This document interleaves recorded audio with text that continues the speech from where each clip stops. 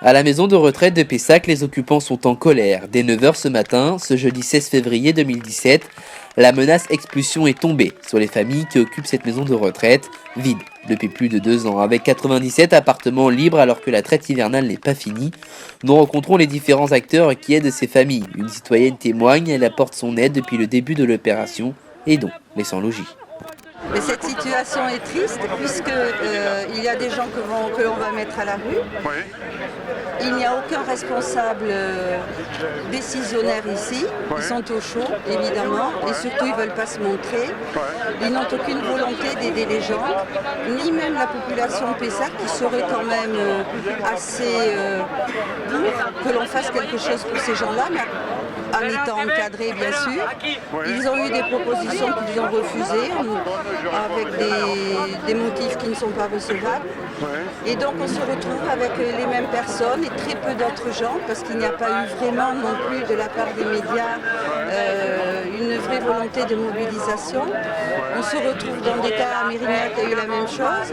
On met les gens à la rue, on n'a pas de réponse claire quant à leur devenir. Et pour la famille qui sont proches de moi, j'ai besoin de voir mes enfants, ils sont à Bordeaux. Ils sont à Bordeaux, mes enfants. Je dois les voir une fois par mois. Je peux même pas, parce que je peux même pas m'organiser, parce que je vis à la minute. Voilà. Donc c'est une situation qui devient vraiment trop difficile et on n'a aucune aide des gens qui ont les possibilités de devenir des partenaires pour aider tous ces gens-là. C'est pas un scandale que cet endroit est vide, qu'il pourrait servir à des gens qui en ont besoin? Alors, tout le monde est d'accord pour ça, tout le monde est d'accord pour dire ça, et il n'y a pas que cet endroit, il y a d'autres qu'on est là. Ils sont ici, justement, voilà. Seulement, je pense qu'il y a, comme le CHU, etc., ne peut pas. Je virais de l'hôpital, je prends un traitement, et je ne même pas, parce que je ne sais pas où c'est, l'hôpital, le médecin. J'y vais, je suis virée de partout, j'ai des soins à faire, j'ai les enfants à côté, et il faut que je règle tous mes problèmes, mes démarches, j'en ai besoin, j'ai même pas le numéro d'allocataire, je vais où moi? Donc, l'hypocrisie est partout, et là, c'est quand même... on va de plus en plus dans l'évidence qu'il n'y a aucune volonté politique, nationale et régionale d'aider tout ça. Ça prouve que les élections présidentielles vont avoir un fort parti et risquent de se retrouver Moi, je ne vais pas jusque-là. Je m'attache à aujourd'hui à maintenant. Merci madame, c'est gentil à vous. Suite à l'exception de la maison de retraite de Pessac, nous rencontrons Adrien. Il est en colère et témoigne de cette expulsion. Oui, bonjour. Alors, cette expulsion finit par arriver. Depuis lundi, ça pesait sur les familles. Menace, mis à exécution. Alors, tu dis a fini par arriver. Moi, je trouve que c'est arrivé extrêmement vite puisque cette occupation a été visibilisée le 8, donc mercredi. Vendredi, le tribunal administratif, par décision non contradictoire, donc sans même chercher à savoir qui sont ces gens, qui sont ces familles avec des enfants en bas âge. Le juge a décidé de l'expulsabilité sans même avoir fait un bilan social. Derrière, le préfet décide d'expulser sans même avoir fait un bilan social. On est dans l'arbitraire administratif le plus complet, c'est un déni de justice, c'est un vrai scandale.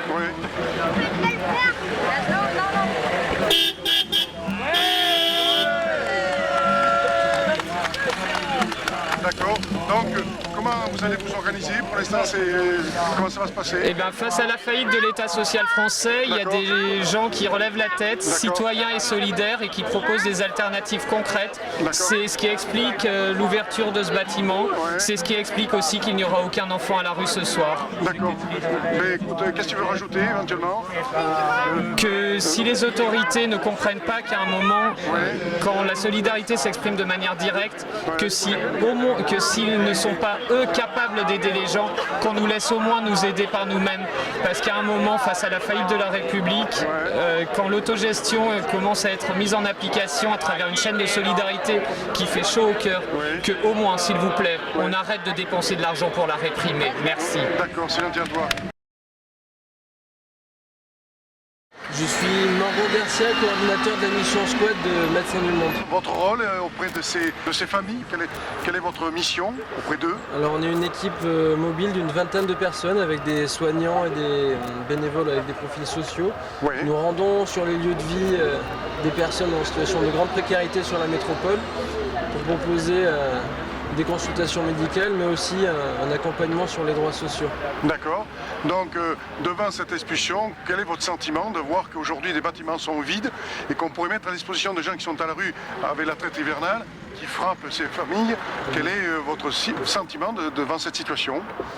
Écoutez, nous, ça fait des années que l'on recommande que des solutions pérennes soient trouvées pour les occupants d'habitats précaires. Et ça fait des années, malheureusement, que la seule réponse des pouvoirs publics est l'expulsion. On sait parfaitement que les expulsions ne résolvent pas le problème, elles ne font que le déplacer. Oui. Elles maintiennent elles-mêmes les personnes en situation de précarité. Ouais. Et il n'y a malheureusement aucun espoir à avoir pour ces familles qui sont mises à la rue aujourd'hui, si ce n'est à quelques nuits d'hôtel. Oui. Est-ce que votre métier rencontre des difficultés pour les soigner ou ça se passe à peu près bien?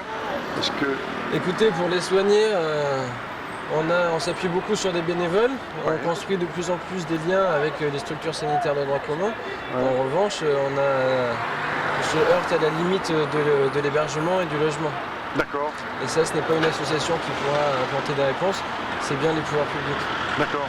Donc votre rôle, vous, c'est plutôt d'aller apporter une aide médicale à ces familles qui en ont véritablement besoin, puisqu'ils n'ont aucune ressource, ils n'ont pas les moyens de se payer un médecin ou les hôpitaux. C'est ça, et d'interpeller les pouvoirs publics sur les besoins que l'on constate pour qu'ils mettent en place les mesures nécessaires.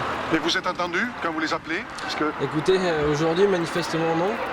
On a été reçu par la préfecture il y a 2 ans maintenant. Nous avons fait état des besoins qu'ont rencontrés ces personnes, proposé des pistes de solutions. Ouais. Il semblerait qu'aujourd'hui, nous ne soyons toujours pas entendus, c'est regrettable. Donc malgré les tables rondes que vous faites avec les autorités comme la préfecture, tout ça, vous expliquez la situation, mais quand vous ressortez, le résultat, il est le même. Le résultat est le même. On demande des solutions d'hébergement pérennes. Ouais. Et aujourd'hui, les seules solutions qui sont proposées, ce sont des nuitées d'hôtel.